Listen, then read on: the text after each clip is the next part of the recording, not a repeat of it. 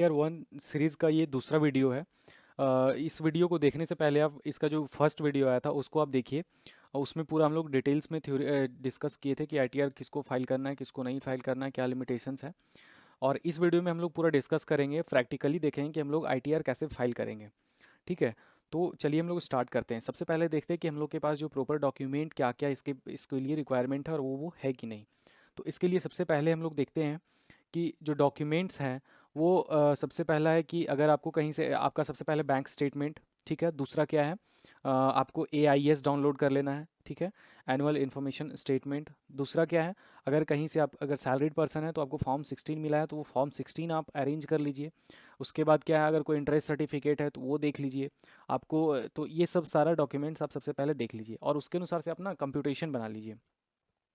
Computation बनाने के बाद क्या है, यहाँ पे देखिए हम ये जिनका रिटर्न फाइल कर रहे हैं इसमें आप पूरा देखिए कंप्यूटेशन बना लिए हैं कि इनका इनकम फ्रॉम सैलरी से क्या इनकम है, इनकम फ्रॉम अदर सोर्सेज से क्या क्या इनकम है। बाद बाकी इनका जो जो डिडक्शंस के लिए ये लाइबल हैं उसका पूरा डिटेल्स हम लोग यहाँ पे एक्सेल सीट में ड्रॉ कर लिए हैं। अब हम लोग को क्या है, सिर्फ पोर्टल पे डेटा डालते जाना है और आगे बढ़ते जाना है। तो सबसे पहले ये जो कंप्यूटेशन बनाए हैं ये अकॉर्डिंग टू द फॉर्म 16 और जो भी बैंक स्टेटमेंट के अनुसार से हमको देखा कि ये इतना सैलरी यहाँ से आ रहा है, ये सैलरी, तो उसके अनुसार से हम कंप्यूटेशन बना लिए। तो जैसा कि इनका देखिए दो जगह दो कंपनी से सैलरी आया है, एक है कंपनी वन, कंपनी टू, ये कंपनी वन का है। जैसे कि ये फॉर्म 16 भी वो कंपनी इशू किया है।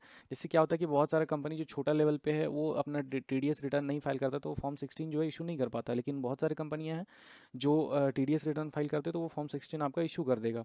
तो हम यहाँ पे फॉर्म 16 अगर आप देखिएगा तो यहाँ पे देखिए कि फॉर्म 16 के केस में मेरा क्या है कि यहाँ पे पूरा पूरा जो भी ये है पूरा नाम है, चीज़ यहाँ पे है, ईयर दिया हुआ है, कब से क्या है, इनका देखिए ग्रॉस सैलरी है, यहाँ पे सारा डिटेल जो भी डिडक्शन है नहीं है वो सारी ये फॉर्म 16 में आपको मिल जाएगा यहाँ पे। तो फॉर्म 16 से हम लोग ये सैलरी उठा लिए। उसके बाद जो जिसका फॉर्म 16 नहीं मिला था उसका सैलरी हम लोग देख लिए, बैंक स्टेटमेंट से पता कर लिए, तो ये सैलरी हुआ। टोटल सैलरी इनका जो हुआ ग्रॉस सैलरी वो 3,80,000 हुआ। उसमें ये इनके लिए बेनिफिट है क्या, ये ना अपना ये मतलब ओल्ड रिजीम से क्या कर रहे हैं, ओल्ड रिजीम अडॉप्ट कर रहे हैं। तो यहाँ से ये पूरा कर लिए तो उसके अनुसार से स्टैंडर्ड डिडक्शन मिलेगा। प्रोफेशनल टैक्स इन पे लाइबल नहीं होता तो वो नहीं। Net tax liability, net taxable salary जो है 3,30,है। अदर सोर्सेस में इनका क्या क्या है, तो ये इनको डिविडेंड मिला है 124 है, और इनकम फ्रॉम सेविंग अकाउंट से जो इंटरेस्ट होता है वो 973। तो अब इसके अनुसार से देखेंगे डिडक्शन इनका कुछ नहीं है एटीसी में। एटीटीटीए जो हम लोग एक एक सेपरेट वीडियो में देखे थे, एटीटीटीए क्या होता है, उसमें कैसे डिडक्शन लेना पड़ता है, तो उस डिडक्शन यहाँ पे 973 है। तो टोटल जो टैक्सेबल इनकम हो गया वो मेरा क्या हो गया, सबसे पहला देखिए यहाँ पे सबसे पहले क्या है कि इनकम में हम लोग ऐड किए हैं ना, सेविंग अकाउंट में जो भी इंटरेस्ट मिला उसको हम इनकम में पहले ऐड किए हैं, टोटल इनकम ही हो गया। उसके बाद हम उसका डिडक्शन क्लेम किए हैं ना, तो वो टैक्सेबल सैलरी में टैक्सेबल इनकम जो है इतना आ गया। इस पे 2.5 लाख पे 0%, और जो रेस्ट अमाउंट है उस पर क्या हो गया आपका 5% के अनुसार से इनका टैक्सेबिलिटी आ जाता है। तो चलिए अब हम लोग चलते हैं पोर्टल पे और वहाँ पे देखते हैं कि सारा डिटेल अब हम लोग कैसे फिल करेंगे, है ना। तो सबसे पहले हम लोग पोर्टल पे आ जाएंगे। इनकम टैक्स पोर्टल पे आने के बाद हम लोग यहाँ पे लॉगिन करेंगे। अगर आप फर्स्ट टाइम कर रहे हैं तो आपको रजिस्टर करना पड़ेगा और आपको आईडी पासवर्ड आपको वहाँ पे बनाना पड़ेगा। अब जैसे कि यहाँ पे हम लोग पैन कार्ड डालेंगे, पैन कार्ड डालने के बाद कंटिन्यू करेंगे। यूज़र आईडी में यहाँ पे क्लिक करना है, उसके बाद उसका पासवर्ड चूज़ कर लेना है। मेरा सेव है सिस्टम में इसलिए यहाँ पे ये करना है, कंटिन्यू करना है। उसके बाद यहाँ पे देखिए आप यहाँ से 26 AS देखना बहुत ज़रूरी है, क्योंकि आपका वहाँ पे क्या है बहुत सारा डिटेल्स वहाँ पे मेंशन रहता है जो आपको याद भी नहीं रहता है। तो यहाँ से भी आप कैसे 26 AS देख सकते हैं, सबसे पहले क्या करिए, आप यहाँ से आ जाइए इनकम टैक्स रिटर्न में आ जाइए। यहाँ पे देखिए लिखा हुआ है view form 26 AS। Form 26 AS क्या है, आपका एक छोटा सा इन्फॉर्मेशन का एक मतलब स्टेटमेंट है कि उसमें आपका कितना TDS कटा है, कितना TCS कलेक्ट हुआ है, वो जितना आपका जो भी डिडक्शन है वो सारा यहाँ पे इसको एग्री करना है, ट्रेसेस के वेबसाइट पे लेके जाना रहेगा और ये प्रोसीड करेगा। व्यू टैक्स क्रेडिट है 24 से। अब असेसमेंट ईयर देखेंगे, असेसमेंट ईयर और प्रीवियस ईयर मतलब हो गया यहाँ पे 21-22, और असेसमेंट 21-22 में जो कमाया हुआ इनकम है उस पर टैक्स कब लगेगा, मतलब उसका जो कंप्यूटेशन होगा वो असेसमेंट ईयर में होगा, मतलब 22-23 यानी 22-23 में होगा। तो असेसमेंट ईयर हम 22-23 चूज़ कर लिए। यहाँ पे आप HTML करिएगा और यहाँ पे व्यू एंड डाउनलोड करिएगा। व्यू करने के बाद आपको यहाँ पे सारा डिटेल्स दिख रहा है, detail of tax deducted, details of tax deducted 15G, जो भी है सारा डिटेल्स में 00 सब कुछ है। तो यहाँ से ये 26 AS देखना मैंडेटरी है। उसके बाद आपको AIS देखना बहुत ज़रूरी है, क्योंकि AIS का जो दायरा है वो बढ़ा दिया गया है। आपका बहुत सारा जो ट्रांजेक्शन है ना, आपको AIS में जो चीज़ आपको 26 AS में नहीं दिख रहा है वो AIS में दिख जाएगा सारा चीज़। तो आप यहाँ से AIS में चले जाइएगा कि आपको कितना डिविडेंड मिला है, ठीक है, आपको कितना short term capital, long term, जो भी डिटेल्स है आपका वो आपको कहाँ दिख जाएगा, आपका आपको AIS में दिख जाएगा। तो AIS में कहाँ से जाना है, सर्विसेज में जाके एनुअल इन्फॉर्मेशन सिस्टम पे क्लिक करना है, वो आपको एक अलग पोर्टल पे लेके चला जाएगा, जो कि वहाँ पे लॉगिन हो जाएगा। देखिए लॉगिन होने के बाद यहाँ पे हम लोग को AIS पे क्लिक करना है। AIS पे क्लिक करने के बाद ये जो है वो आपका टोटल खुल जाएगा। यहाँ पे tax payer information system summary है और यहाँ पे एनुअल इन्फॉर्मेशन समरी है। आप यहाँ पे फाइनेंशियल ईयर सेलेक्ट कर लीजिए, आपका कौन सा है, तो 21-22 था, जिसका 22-23 असेसमेंट ईयर है, तो इसी फाइनेंशियल ईयर से रिलेटेड AIS देख लीजिए आप अपना। AIS पे क्लिक करिए, आप इसको डाउनलोड भी कर सकते हैं। अब यहाँ पे देखिए TDS TCS information, SFT information, payment of taxes. अभी देखिए यहाँ पे मेरे को डिविडेंड मिला है, तो देखिए यहाँ पे उसका डिटेल्स है ना, डिविडेंड्स का डिटेल्स है। दो कंपनी से, वो एक कंपनी से कितना है 120 रुपीज़ है और दूसरा कंपनी से 4 रुपीज़ है, तो टोटल डिविडेंड मेरा कितना हो गया 124 हो गया। तो इसका डिटेल्स हमको यहाँ से दिख गया। अगर कोई पेमेंट टैक्सेस किए हैं, टैक्सेस का पेमेंट किए, तो यहाँ दिख जाएगा आपको। डिमांड अगर कुछ है तो यहाँ पे दिख जाएगा। अदर इन्फॉर्मेशन में आपको जो है आपका सैलरी, जैसे कि देखिए मेरा 26 AS वो फॉर्म 16 जनरेट किया, तो मेरा यहाँ पे 26 AS में रिफ्लेक्ट कर रहा है कि सैलरी है, कहाँ से है, तो ये मेरा कंपनी का नाम है, कॉन्टेड ग्रॉस सैलरी टोटल दे दिया यहाँ पे, ठीक है। तो यहाँ से ये मेरे को पूरा पहले हम देखिए सारा कंप्यूटेशन बना चुके हैं, तो इस तरह से बना लेने में हम लोग को फ़ायदा है। अब यहाँ से क्या करिए, आप लॉग आउट, इसको आप डाउनलोड भी कर सकते हैं, तुरंत डाउनलोड भी हो जाएगा, आप PDF बना के रख भी सकते हैं। उसके बाद यहाँ से ये दो चीज़ मैंडेटरी है, एकदम देख लीजिए, क्योंकि आपको भी याद नहीं रहेगा ना कि कौन सा क्या है, वो भी चीज़ आपको यहाँ पे दिख जाएगा। अब यहाँ पे देखिए हम लोग फाइल में जाते हैं, file your return for the year ended 31 मई 2022 है ना। अब यहाँ से डायरेक्ट आप फाइल नाउ पे क्लिक करिए और यहाँ पे आप अपना फॉर्म सेलेक्ट करिए, ठीक है।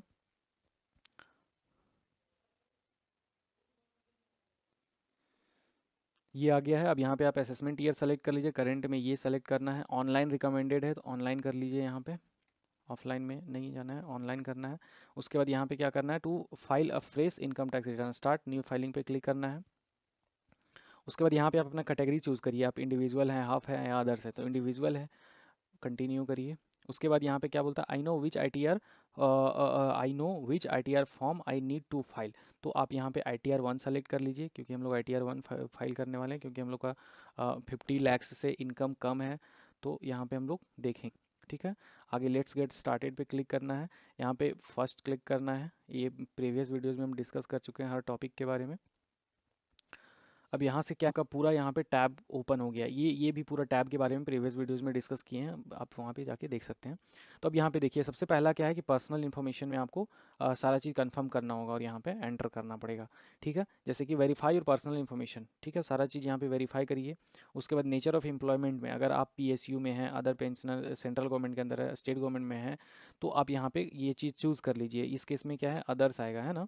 तो अदर्स में आने के बाद यहाँ पे देखिए फाइल अंडर सेक्शन 194 ये रहेगा, फाइल इन रिस्पॉन्स नोटिस, कोई नोटिस नहीं आया है, ठीक है। Are you opting for new regime, हम नहीं कर रहे हैं न्यू रिजिम, ठीक है।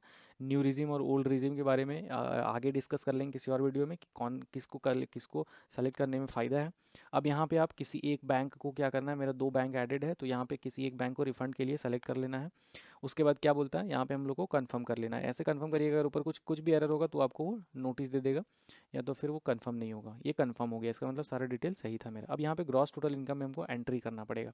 अब जैसे कि देखिए क्या है कि हम लोग जैसे यहाँ पे आपको पूरा क्वेश्चन आया रह जाएगा कि क्या क्या आपके लिए है, कौन सा सेक्शन का अवेलमेंट ले सकते हैं। तो अब यहाँ पे डायरेक्ट, यहाँ पे मेरे केस में कुछ है नहीं, तो यहाँ पे डायरेक्ट स्किप कर दीजिए और आगे बढ़ जाइए। HRA वगैरह का ये एग्जाम्शंस वगैरह का कुछ तो है नहीं वैसा मेरे पास डिटेल्स, तो इस केस में तो इसीलिए आगे बढ़िए। देखिए अब ये क्या है, आपका प्री फिल्ड आया है, pre filled in the sense कि आपका जो TDS जो भी आपका जो फॉर्म 16 इशू किया, तो गवर्नमेंट को नोटिस किया है कि हाँ ये इसका इसका ये सैलरी, तो वो चीज़ देखिए यहाँ पे प्री फिल्ड है ना, अकॉर्डिंग टू मेरा 26 ये फॉर्म 16 के अनुसार से, जो कि तो ये कंपनी किया था तो उसका डिटेल्स यहाँ आ गया, दूसरा नहीं किया तो हम लोग को मैनुअली डालना पड़ेगा, है ना। तो यहाँ पे हम लोग क्या करना है, एडिट कर लेना है, एडिट पे क्लिक करना है। और यहाँ पे हम लोग देखिए कंप्यूटेशन बनाए थे कि टोटल सैलरी ग्रॉस सैलरी कितना है, नेट ग्रॉस सैलरी मेरा 3,80,000 है ना, पूरा साल में 3,80,000 है। तो सैलरी एज पर सेक्शन 17(1) में यहाँ पे क्या करना है, 380 करना है, 380, 3,80,000 करना है। परक्यूजिट्स कुछ नहीं है, profit in lieu of salary कुछ नहीं है। अब बोलता है क्या है कि इनकम रिटायरमेंट बेनिफिट में कुछ नहीं है, यहाँ पे कंट्री चूज़ कर लेना है कहाँ से आया है, तो वो आपका इंडिया, या तो आप इसको डिलीट भी कर सकते हैं, इसके लिए कोई ज़रूरत नहीं है, इसको हटा दीजिए आप। ठीक है, और कोई इन्फॉर्मेशन, इनकम रिटायरमेंट कुछ नहीं है। अब एग्जाम्पन्स हम लोग को ये सब कुछ नहीं लेना है, ये अगर हम लोग वहाँ पे ना क्वेश्चनायर में नो कर देते तो ये सब आता भी नहीं। ठीक है, तो बेसिकली आपको जो जो इन्फॉर्मेशन का ज़रूरत है उसको आप रखिए, अदरवाइज उसको भरने का कोई। तो नीट सैलरी मेरा कितना है यहाँ पे 3,80,000। अब यहाँ पे डिडक्शन हमको देखिए, यहाँ पे अंडर सेक्शन 16 में मिल जा रहा है क्या, स्टैंडर्ड डिडक्शन। अगर हम यहाँ पे ओल्ड रिजीम, अगर ये न्यू रिजीम चूज़ करते तो यहाँ पे मेरे को ये 50,000 का डिडक्शंस नहीं मिलता। प्रोफेशनल टैक्स जीरो हम पे किए हैं, तो income chargeable under the head कितना है 3,30,000 है। तो हम लोग कंप्यूटेशन में देखेंगे तो देखिए यहाँ पे नेट टैक्सेबल सैलरी मेरा 3,30,000 है, यहाँ पे भी वही है। इसको सेव करके आगे बढ़ जाइए, सैलरी का आपका जो भी डिटेल्स था वो आप यहाँ पे फुलफिल कर लिए हैं। नेक्स्ट में हम लोग देखेंगे कि अदर सोर्सेज, हाउस प्रॉपर्टी तो है नहीं, तो अब अदर सोर्सेज में देखेंगे। फर्स्ट हेड्स ऑफ इनकम में हम लोग अपना सारा डिटेल फिल कर लिए हैं। इनकम फ्रॉम हाउस प्रॉपर्टी अब यहाँ पे मेरा इस केस में कुछ नहीं है, अदर सोर्सेज में है। तो यहाँ पे हम लोग को क्या करना है, ऐड डिटेल्स पे क्लिक करना है अदर सोर्सेज में। ठीक है, अदर सोर्सेज में जैसे आज शुरू से आ जाए, बोलता है do you have interest income from saving bank account, है ना, है। कितना है, तो अब आप कंप्यूटेशन में आ जाइए और यहाँ पे देखिए कि इनकम फ्रॉम सेविंग अकाउंट से कितना 973 है ना, ये चीज़ हो गया। उसका do have income from deposit in bank post office, ये सब नहीं है। Do have receive income from income tax refund में भी नहीं है। डू हैव इंटरेस्ट एक्रूड नहीं है। Do you have interest accrued contribution provident fund नहीं है। डू यू हैव, ये सब केस नहीं है। हम लोग का फैमिली पेंशन भी नहीं है, एनी अदर भी नहीं है।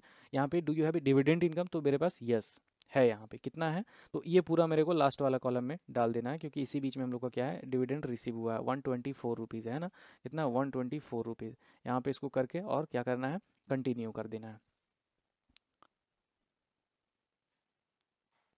तो देखिए इनकम फ्रॉम अदर सोर्सेज से 19 जो भी था, ये टोटल आपका मेरा क्या हो गया, इनकम वो अदर सोर्सेज पूरा यहाँ पे ऐड हो गया। टोटल ग्रॉस टोटल इनकम जो है 3,31,097, 3,31,000 ये आ गया टोटल इनकम मेरा। अभी टोटल इनकम में मेरे हम लोग को क्या करना है, डिडक्शंस लेना है। तो डिडक्शंस में आप यहाँ पे आ जाइए, एग्जेम्प्ट इनकम कुछ नहीं है हम लोग का। तो यहाँ पे ये मेरा इनकम वाला जो टैब था वो पूरा हम लोग फुलफिल करके और यहाँ पे क्या करना है, कन्फर्म पे क्लिक कर देना। अब नेक्स्ट टाइम हम लोग का जो है नेक्स्ट टैब जो आ रहा है, जैसे देखिए पर्सनल इन्फॉर्मेशन हो गया, ग्रॉस टोटल इनकम। अब यहाँ पे डिडक्शंस हम लोग को क्लेम करना है। डिडक्शंस में हम लोग को सिर्फ 2 क्लेम करना है यहाँ पे, सॉरी एक, वो 80 TTA को करना है। बाद बाकी इसमें इस केस में कोई भी एलिजिबिलिटी नहीं है, तो यहाँ पे नहीं है। देखिए यहाँ पे है ना 80 TTA, ये क्या है, सेविंग बैंक पे देता है डिडक्शन, बोलता है। ठीक है, कंटिन्यू करिए अब यहाँ पे यस करके, जो भी जिस भी सेक्शन का डिडक्शन लेना है उसको यस करके आगे बढ़िए। और यहाँ पे आप उसको क्या करिए, यहाँ पे पूरा डिडक्शन क्लेम कर लीजिए।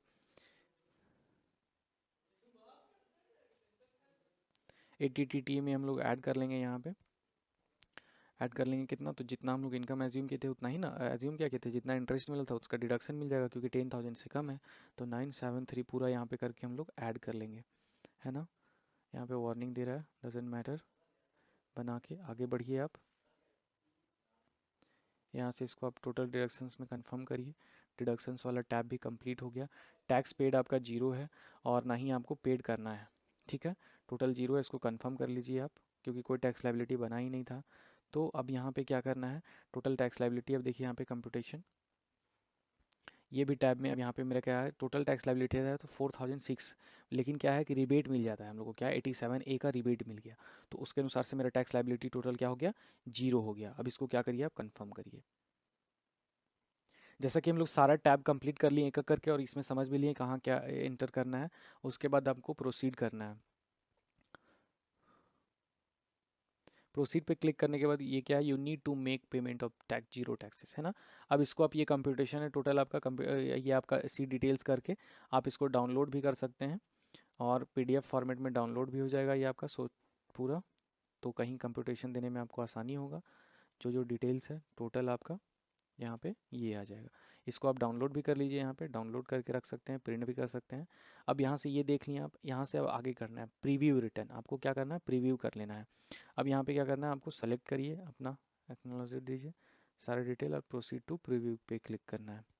उसके बाद आपका पूरा यहाँ पे जो रिटर्न है वो आ जाएगा, प्रीव्यू हो जाएगा। आप यहाँ पे पूरा चेक कर लीजिए क्या है नहीं था, पूरा सैलरी वगैरह जो भी था डिडक्शंस में कहीं कोई गड़बड़ी है, पूरा चेक करिए इसको।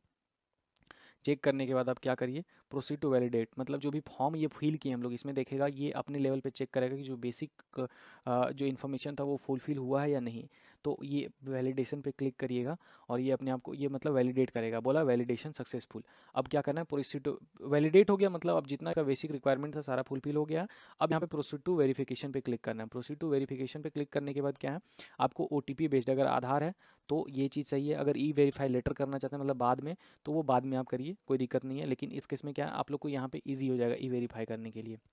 अब यहाँ पे क्या है, जैसे ही आप इस पर क्लिक करिए यहाँ पे आ जाएगा I would like to verify OTP mobile number, मतलब अगर जैसे कि जो पैन और आधार लिंकिंग था यही रीज़न है, और भी बहुत सारे रीज़न, लेकिन ये मैंडेटरी बहुत बेनिफिशियल है ताकि आपको एक्नॉलेजमेंट निकाल के साइन करवा के उसको स्पीड पोस्ट बैंगलोर नहीं करना पड़े।